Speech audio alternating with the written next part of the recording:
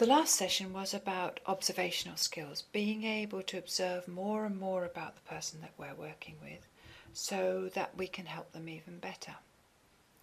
And in this session we're going to look at a complementary skill, and that's auditory skills. Paying exquisite attention to what someone else is saying and to their voice so that we can find out more about them. Also, we're going to think about how we can use our voice to maximum benefit in coaching. So the objectives for this session are that at the end of it you'll be able to identify just how important auditory skills are in coaching. You'll be able to improve your auditory skills through exercises that we'll be doing, and you'll be able to practice a thing called clean language in order to create rapport and to really help your client. And as with the last session, this one is full of exercises to start to build these important skills. So why is it that these auditory skills are so important? Well, firstly, it lets you be a much more effective listener, and that's fundamental to being a coach. When you're an effective listener, not only do you pay attention to the content of what the person is saying, but you also pay attention to changes that are happening with the person. And very often a change in voice will indicate a change in state in the person. And as a coach, you'll want to be able to pick these up. This works with any coaching, and especially if you're coaching someone over the phone,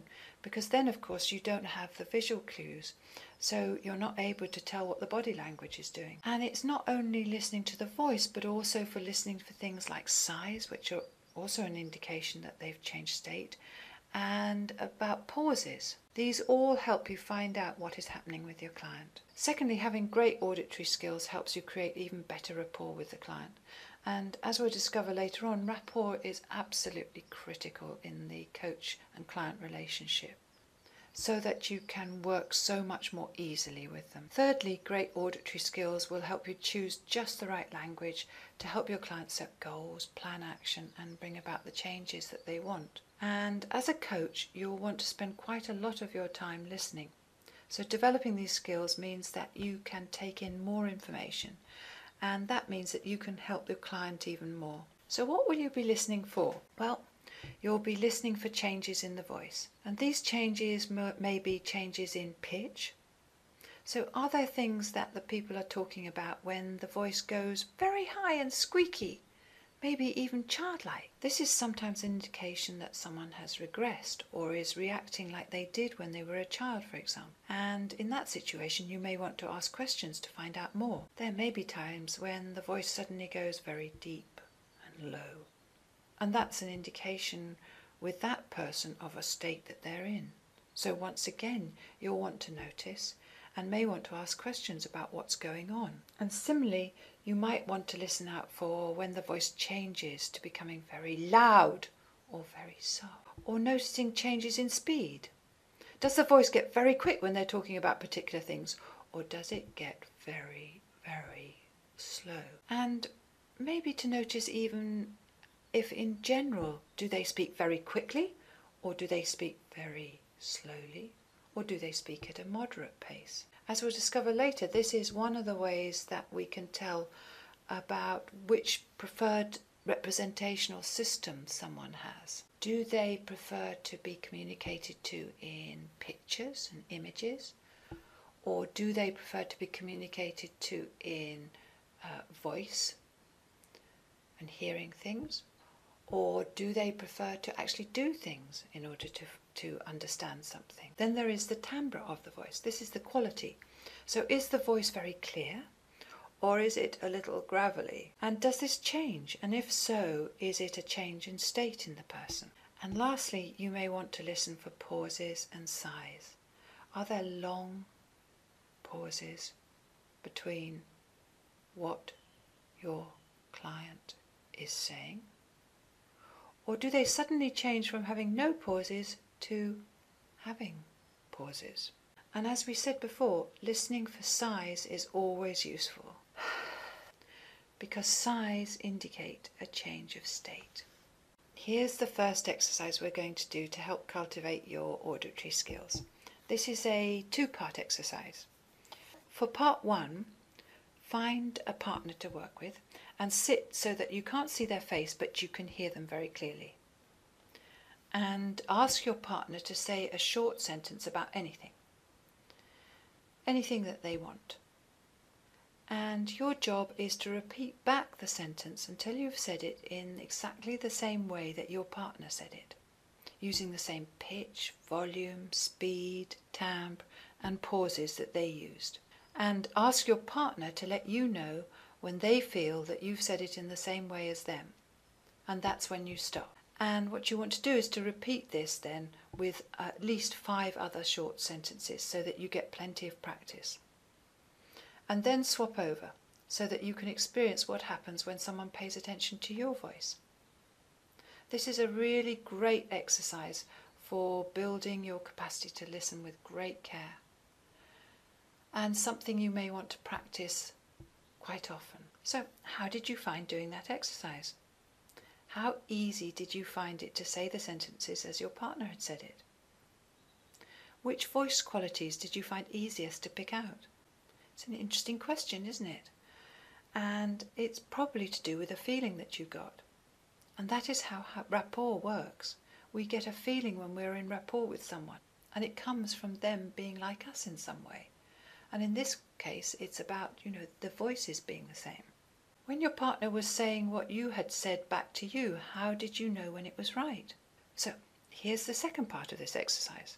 This time find a partner and sit in the same way so that you can hear them but not see their face. And ask your partner to say a few sentences about a holiday that they've been on. And then your job is to summarize what they've said by using the same voice qualities as they have just used.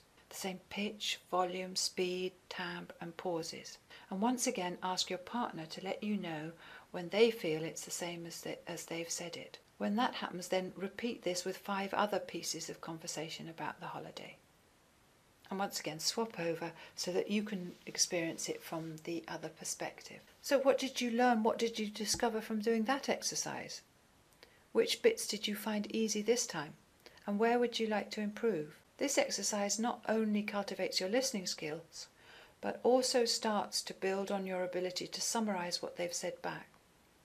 This is important because it lets your client know that you are paying attention.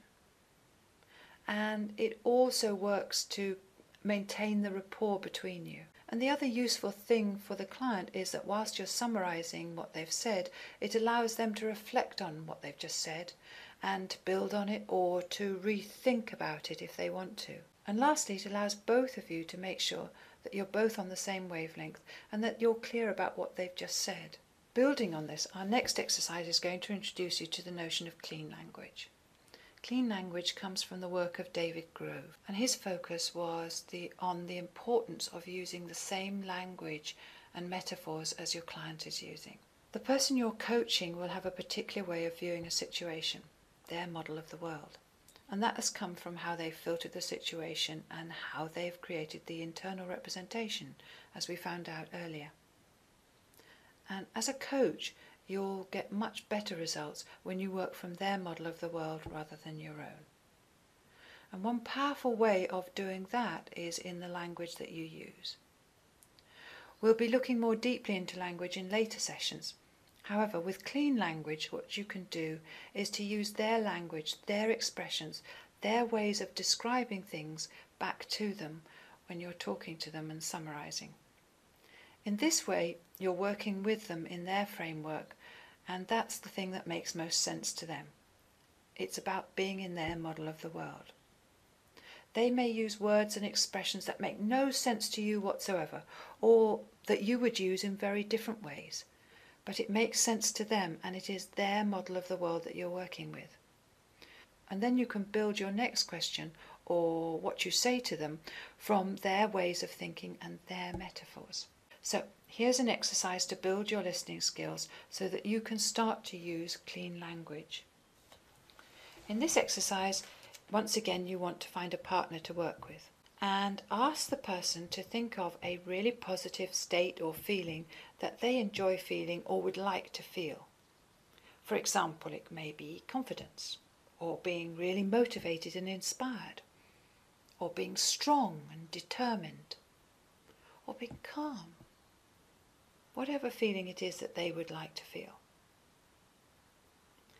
And then just ask them, what is it like when they're in that state? And whatever they say, then feed that back to them using the same words that they used and in the same pace, volume, etc. as you did in the previous exercise. And then add another question exploring the senses, but still using their language. And carry on doing this until you can see and hear that they have accessed the state that they wanted to feel. So this is a wonderful exercise because it starts to combine your observation and your auditory skills and starts you to really pay exquisite attention to someone else. So you're going to be asking people and noticing when they're talking to you about whether their state is changing or not. And the other thing about this is it's going to start you also thinking about the way that you use your voice too. Because when you are talking back to someone about a particular state or feeling, you will want to use it in a way that's going to help them to get into that feeling. So for instance, if someone says to you, I want to feel really motivated, and you say back to them, so what you want is to feel really motivated, it's really not going to help them access the state. So as a coach, very often if we want to work with people and to change things and to help them change, we have to use our voice to do that. And in this case, we have to get into the state and so that we can use the same sort of voice back. So if someone says, I want to be really motivated, and you'll say back to them, so what's it like when you're really motivated? So you can start to understand here about how important it is about the way that we use our voice. So here's an example conversation that you might be having in this exercise. So you as the coach, if the person has said to you, well, what the feeling that they want is the feeling of confidence. So you as the coach will say, so what's it like when you're confident? And the person might say, well, it's like I'm on top of the world. So you as the coach will say, so when you're confident, it's like you're on top of the world. And when you're there, what do things look like? So what you're doing in that situation is to repeat back in the same way that they said, but then using their metaphor, you're going to ask the next question. Because they're talking about being on top of the world. So if and the next question maybe, as I've said, is something like, so when you're there, what does that look like? And they might say, oh, I don't know. It's like I can see things so much more clearly. So you'll say, so when you're feeling confident and on top of the world, you can see things so much more clearly. So when you're like that, what is it you're feeling? And the person may say, I'm feeling like this weight has been lifted off my shoulders. And so you may say, so when you're seeing things clearly and the weight has been lifted off your shoulder, what are you doing differently? And then wait for their answer and carry on like that. And what you're doing is watching the person, observing them, listening to them, until you can tell that they are in the state that they're wanting to feel. So in this case, it would be about feeling confident. And when you think you've got there, you might say to them, so what are you feeling now? And see if they say that that's how they're feeling. This is a really important exercise because it's starting to combine the very basic skills in coaching. That is those of observing, of listening, of asking questions, and of doing all of that from the other person's model of the world. So what did you learn and what did you discover from doing that exercise? What did you find really easy? What would you like to practice more? I hope that you're beginning to realise how much more you can do when you pay such great attention to someone, and that you're beginning to understand the importance of these basic skills in coaching. So in this session we've explored how listening helps us notice when someone is changing, how it helps us keep in rapport, and how it helps us to move our clients forward. And we've begun to understand how we can use what we've heard back to create change as well.